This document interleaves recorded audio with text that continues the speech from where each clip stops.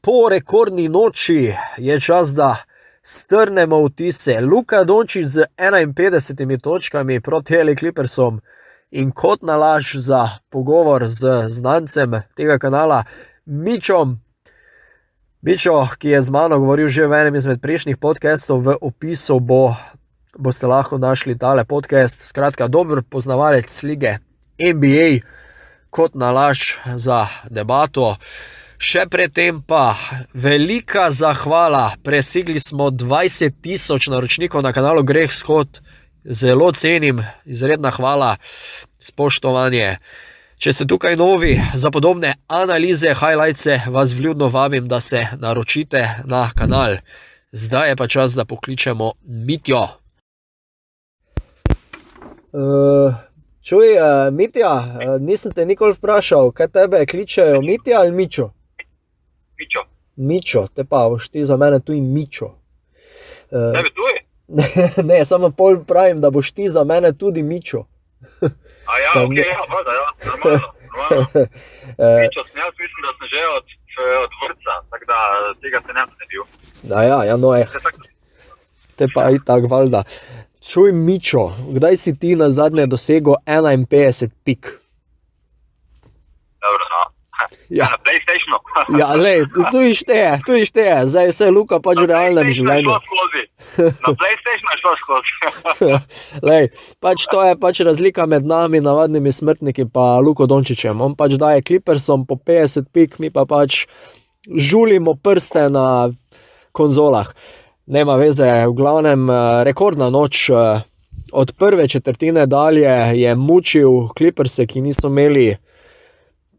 skoraj niso imeli možnosti, čeprav so se vmes približali, ampak to je bil ko one man band, one man show. Kako si ti videl srečanje? Kako narečem, se mi je zdelo malo časi že bil, ne? Da tudi ena taka predstava pride z njegove strani. Mislim, to, kar se v prvi četrtini dogajalo, to je že bilo malo absurdno. Kaj je vse zadev, kak je igral, kak je deloval. Ja. To je bilo noro. Na koncu škoda za tista dva zgrešena prosta meta na koncu prve četrtine. Aha. S tem bi še en rekord Dallasa podrl in to mislim, da do zdaj ga je držal, oziroma ga še drži Dirk s Tako je. 29 točkami v četrtini. Ne? Tako je. Ampak ja, to je bila, mislim, vsi vemo, kakrat ima Clipperse, kakrat ima Terenca, Mela. Mena, pa brate Morris in tako dalje, tako Ja. da, pa tudi zgodovino z Clippers in tako dalje, tako da nekako je bilo za pričakovati, da bo mogoče vse osebno. Ej, to si dobro rekel. Evo, ko si me ravno spomnil na Morrisa, majster še je nekako dobro začel, par metov je zadev tudi preko roke, pol pa se enostavno, tako on kot vsi ostali so se zgubili, ko je na najvišji oder, najvišjo sceno stopil Luka, pa bogi Ivica Zubac, se tebi tudi kaj smili danes, reveš, pa nič ni tako slabega naredil. No, treba je biti pošten, ne. Clippersi igrajo v danem trenutku brez najboljših. Ne. Tudi to je res. Skok je poškodovan in mislim, na koncu koncev je Dallas definitivno boljša ekipa v danem trenutku in to so tudi pokazali. Ja. Tisto na začetku, da so držali nekako, dokaj se Luki ni zmešalo, Ja. potem proti koncu tretje četrtine oziroma začetku četrte so se malo približali. Ampak vprašanje zmagovalca danes je, mislim, da po tisti prvi četrtini je bilo jasno, da bo zmaga ostala doma. Točno, ja. Mogoče si zasledil izjavo Luke po koncu srečanja, ko so ga novinarji vprašali, če se je že zjutraj tako dobro počutil, in je v bistvu rekel, da niti ne, da se je počutil utrujeno, pa je samo eno kavo spil in je bilo pol vse boljše. Zdaj ta izjava mogoče nič posebnega, ampak mene fascinira, kako ležerno v bistvu Luka doživlja sam čas pred tekmo in kakšna je potem sama priprava, ampak potem se mu enostavno zmeša. zanimivo, če se dotaknem, tako ležerno so mogoče tudi glasovali novinarji za startno peterko na All-Starju, pa saj roko na srce, o tem smo že govorili. Mogoče si letos z slabim začetkom res ni zaslužil prve peterke All-Starja, ampak kot da ga je to zmotiviralo, kot da ga je izstrelilo na nek drug nivo. Padali so eden za drugim, 76ersi, Memphis dvakrat, Atlanta, danes proti Clippersom. Kako sploh komentirati takšen preskok v igri Luke v tako kratkem času? A misliš so ga res novinarji toliko zmotivirali? Jaz mislim, da ne toliko novinarji. Zdaj, o tem smo se midva že interno menili. Jaz mislim, da pri njemu je bolj to zabavna situacija, tako kako si sam rekel, ne, sezono je on nekako stopil, je treba priznati, nepripravljen, čeprav mi ni jasno v olimpijskih igrah, kako je to bilo mogoče, ker nima ravno toliko pauze. To, kar se pa je zdaj dogajalo od Božiča naprej, oziroma od trenutka, ko je vedel, da ne bo v prvi petki od starsta, to pa je pač bila bolj neka reakcija z njegove strani in to, če si iskreno tudi pričakoval, oziroma vsaj upal v tej smeri, da bo pač hotel dokazati, ne, da kdo je on in če se je zmožen. In to, kar zdaj dela, je pač to več res ni normalno. To ti že zmanjka besed, ker ko gledaš tekmo, da ta prva četrtina bolj se ti res samo smeji. Ja, ostanemo v bistvu odprtih ust, ne. Pa saj ne samo predstave, ne, tudi vsa dejstva, ki ob tem soupadajo, ne. Šut se je absolutno popravil, ne.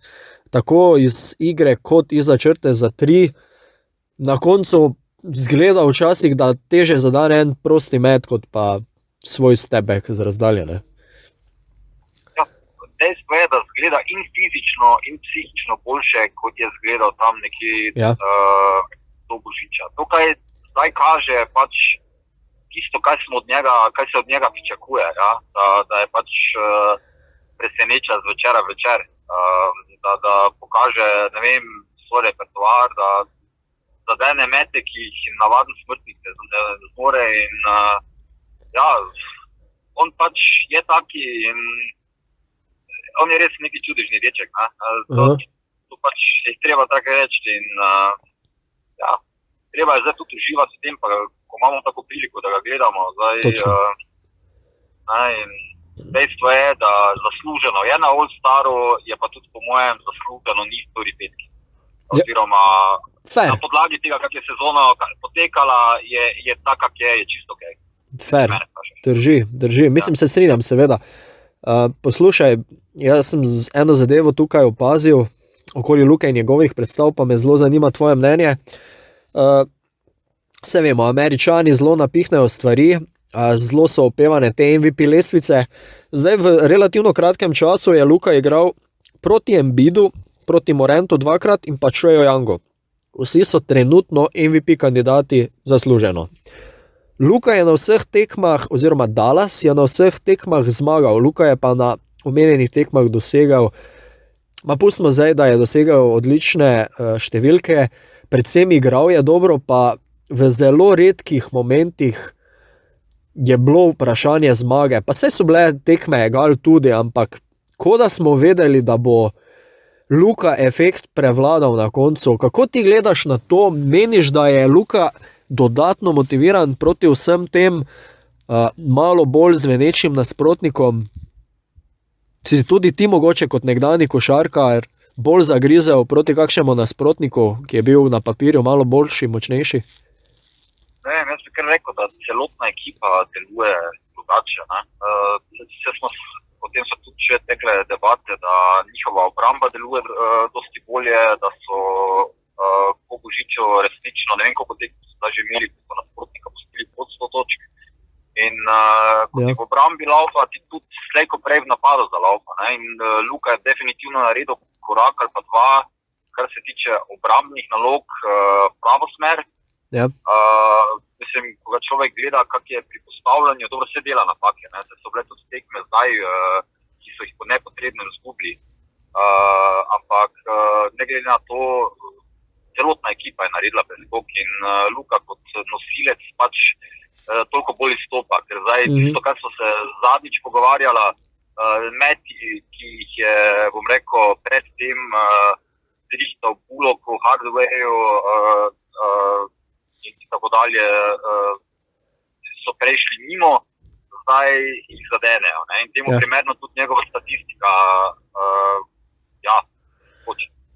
Tako, ravno ko si Bullocka omenil, o poškodbi Tima Hardwareja juniorja je Dallas nujno potreboval nekoga, ki bi vstopil v njegove čevlje. Brunsona lahko označimo kot že celotno sezono konstantnega.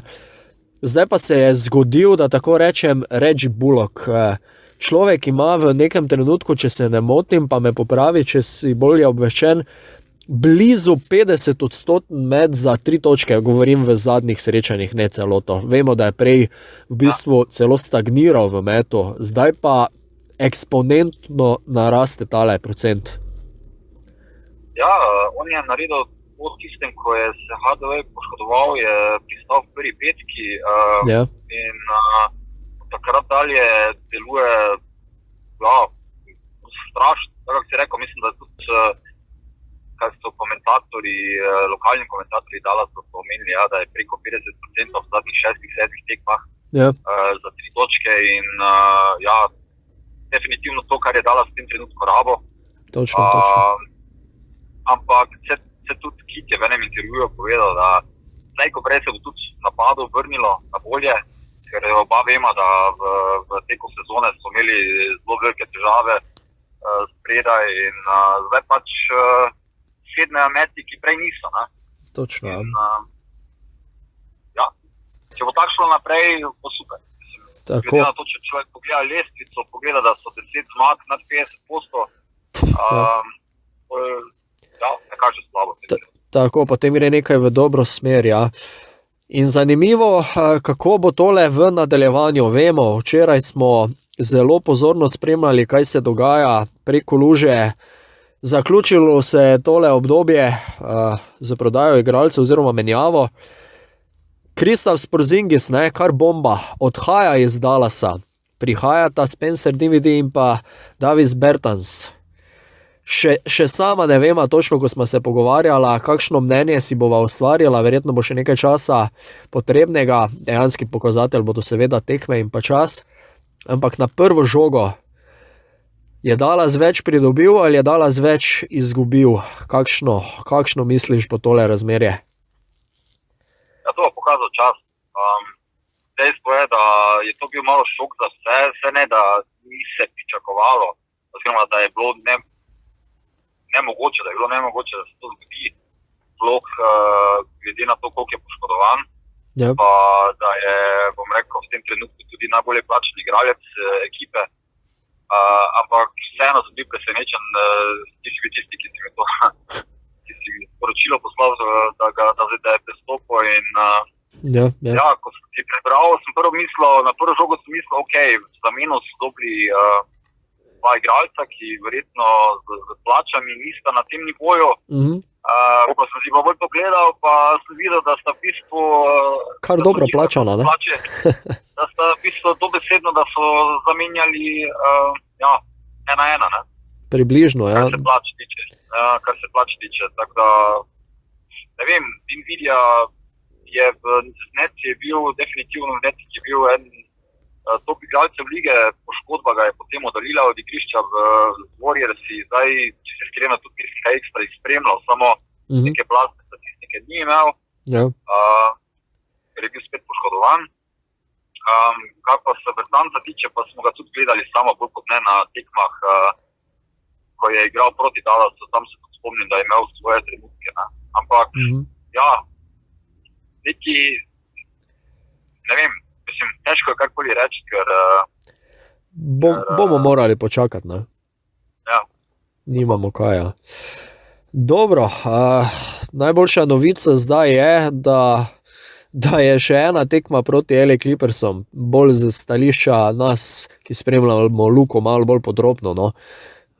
In to že v bistvu na noči, na nedeljo, ob 2:30 Ne bom te vprašal, če boš gledal, ker itak vem, ne, da boš gledal. Tako da, ja. Da te tekme z napojem ne spuščaš, ne? Ja, sej, mislim, to še da zdaj samo v bistvu dodatek adrenalina, ko vsemu skupaj še malo nabije pričakovanja. Zdaj, iluzorno bi bilo pričakovati, da bo Luka ponovil predstavo, ampak lej, če bo zmaga in ne gledamo z obe. Nekaj tekam še, pol All-Star premor, pol pa Jovo na novo, ne. Ponavadi Luka takrat še bolj stopi na plin, ne, mislim, vsaj izkušnje tako kažejo, po All-Star premoru. To vse smo videli v zadnjih 2 sezonah, ko so se vrstili v play-off, kako je Luka tam zgledal, ne. Tam še on da, mislim, da eni 2 predstavi. Više, ja, seveda. Više, tako je. In ja, treba je pač postati realen, pa naj dela, oziroma da dela tako, kako je do zdaj delal v zadnjem času in napreduje in ja, pa da bo ostal zdrav, to sploh, da se ga izogne poškodbe. In da bo tudi ekipa, bom rekel, nadaljevala tako, kako so, oziroma zgledala tako, kako zdaj zgleda. Mislim, da si tole... Ja, izvoli. Ne, to je v bistvu. Potem mislim, da ni neke skrbi zdaj za play-off. Ja, bomo videli, ne. Želja bi že bila, da se vsaj, da preskočijo prvi predkrog. Vsekakor. In ja, treba videti, koga si bojo priigrali.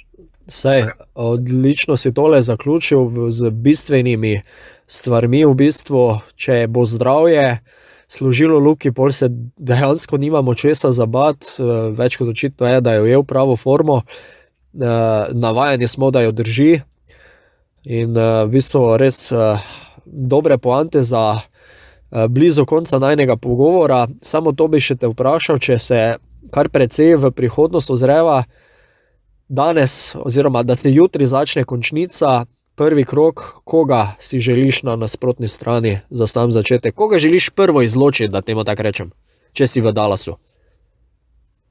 V tem trenutku bi rekel Utah Jazz. Oni zdaj zgleda, da so mesto nad Dallasom, ja. To bi bilo skoraj da najboljše. Zdaj mislim, Denveru bi se zelo rad izognil, oziroma vsaj v prvem predkrogu. Ja. Ja, mislim, to neka Utah bi bila mogoče celo najboljša opcija. Tako ja. No, dobra izbira. Mitja oziroma Mičo, hvala še enkrat, da si se odzval na povabilo za pogovor. Vedno zanimiva, argumentirana debata s tabo. Se vidi, da imaš basket v malem prstu. Srečno na poti, ker vemo, da smo te zmotili nekaj sredi poti, ne? Tako da naprej, mirno, pa se slišiva do naslednjič. Hvala ti še enkrat, bodi dobro, pa smo na vezi, ne? Hvala, pa lepo zdrav vsem.